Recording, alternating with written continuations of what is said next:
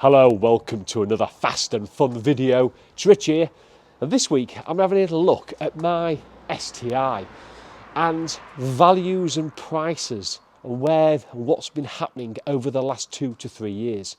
We've seen prices increase by 20, 30, even 40% from a low of probably 2018, 2019 of probably 7-ish K would get you an STI. You're now looking at least 10, probably 12 to get you something that's usable. What's resulted? Why has these cars started to increase in value? Well, I think there's 5 main factors, and in this video I'm going to take a look at all 5 in ascending order. So I'll start with, I think, the least, and I'll go to my number 1 factor, I think, for these price increases. Let's take a look, first of all then, at number 5.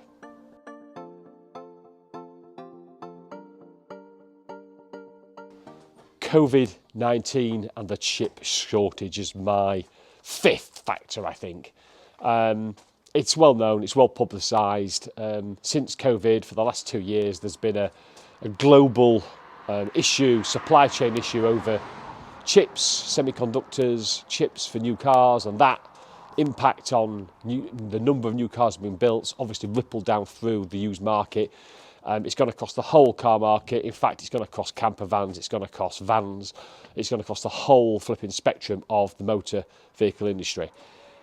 Has it had a direct impact on the STIs and WRX values?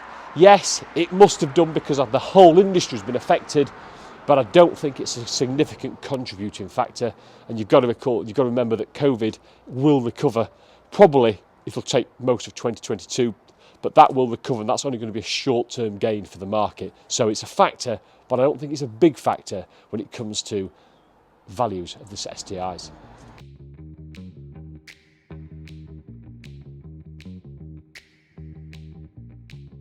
At number 4 is the Fast and the Furious generation, the PlayStation generation.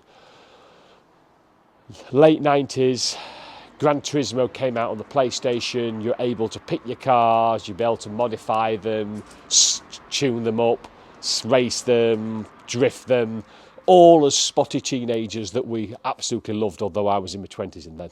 But anyway, that generation, that PlayStation generation that grew up with Gran Turismo, with the Fast and the Furious and all those great movies that came along, we looked at those cars. They were the cars that we wanted to own, but we couldn't afford at the time. Well, those individuals now, that generation's grown up, and they're now sat in the 30s or even in the 40s, and suddenly they've got income or a financial position that enables them to buy that second car or that performance car, that sports car that they've always wanted. And suddenly these values now, people are going, do you know what, this is the car that I wanted, they can now afford it. And that generation now is starting to bolster, definitely starts to bolster through the midlife crisis that I keep getting told that I'm suffering from. But yeah, that's certainly for me one of the reasons, and that comes in at a healthy number 4.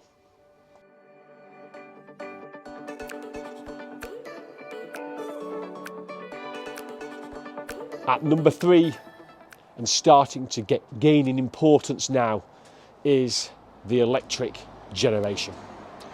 Whether you like it or not, electrification of cars is here, and it's here to stay. And although 2030 is still some 8 years away, it's happening right now. So manufacturers, R&Ds, all going into electrification.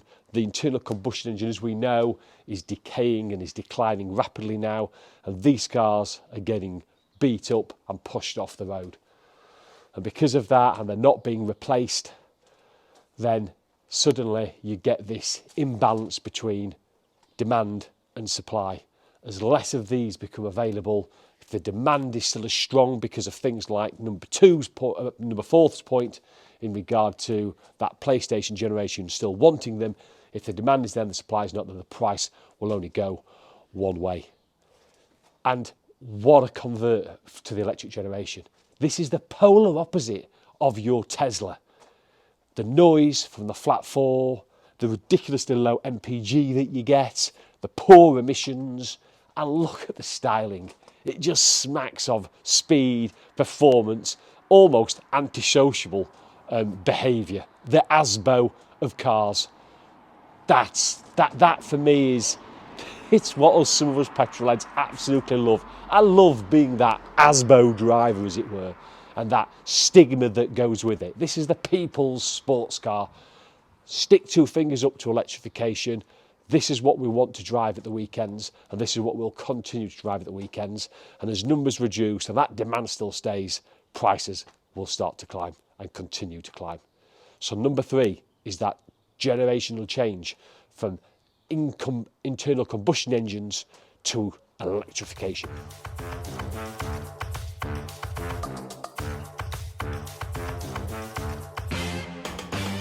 At number 2 now, and getting more and more important for me, is the culture, the following that Subaru has.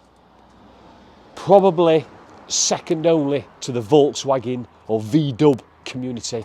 I think the Subaru following is loyal to the brand, it's loyal to the flat 4 boxer engines, and I think the following that these Subarus get, whether WRX or STI, is vast.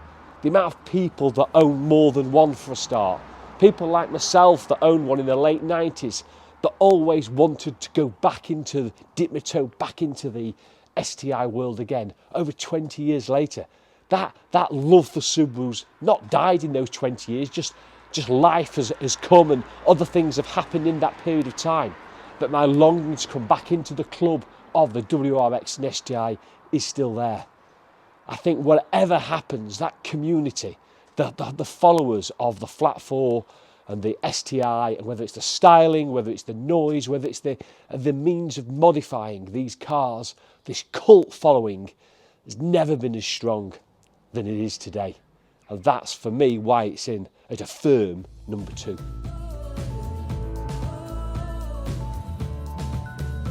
And then we finish at number 1.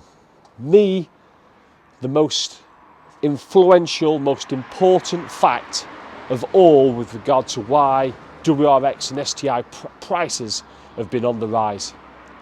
And it's probably more significant than the other 4 added together. And that's history. What does history say about the JDM marketplace? When cars get to 20-ish years old, JDM cars go through the roof. They did in the 80s, they've done it in the 90s, they're doing it now in the 2000s. This is not about the super expensive special editions. This is your everyday JDM type of performance cars. 2 great examples. We all know about Mitsubishi Evos, we all know about Skyline GTRs, but 2 that I've noted, I picked up this week, was the Nissan 200SX. It was, for me, the poor man's Skyline. It was a pretty average type of car. 2-litre, turbo, rear-wheel drive though, and it picked up a bit of a cult for being a drift car. And I've looked, and I was astonished to find 2 on Auto Trader this week at over £16,000. These cars, 10 years ago, were literally 2 or 3k. I was astonished that they were over 16k. The other car was the first of the Honda Integra Type Rs to come into the UK in '98. I wanted to test drive one new back then, and instead I bought my Impreza, but I looked at an Integra Type R. One of those on Auto Trader with highish mileage is coming in at 15,000. Now again, those could have been picked up for a fraction of that price only a handful of years ago.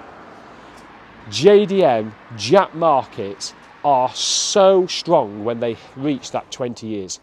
And history tells you the prices aren't coming down. We all know about the Supras, we all know about the Skylines, we all know about the Evos, we all know about the NSXs, but it's just even the everyday WRX or STI, with hitting that 20-year barrier, the prices will go up. And that's, for me, the biggest reason for these price climbs in the last 2 to 3 years.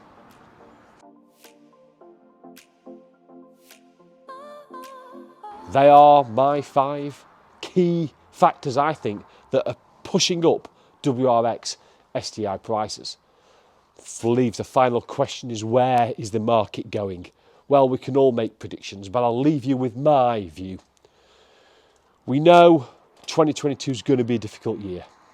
We've seen 2 interest rate rises in as many months. We've seen energy prices likely to soar this year. And we know that the chip shortage for new cars will be relieved later this year, which will trickle down across the wider car market. So all those start saying to you a correction in the market. And I think for the vast majority of cars, that's so true. But I'm not sure about WRX and STI prices. You see, the other key factor that I keep an eye on is the number of cars that are sold. So off the road. Generally off the road to protect them, keep them off for the winter, might be long-term storage for the collectors. Sawn cars on WRX STIs in particular are going up hands and shoulders above most of the cars.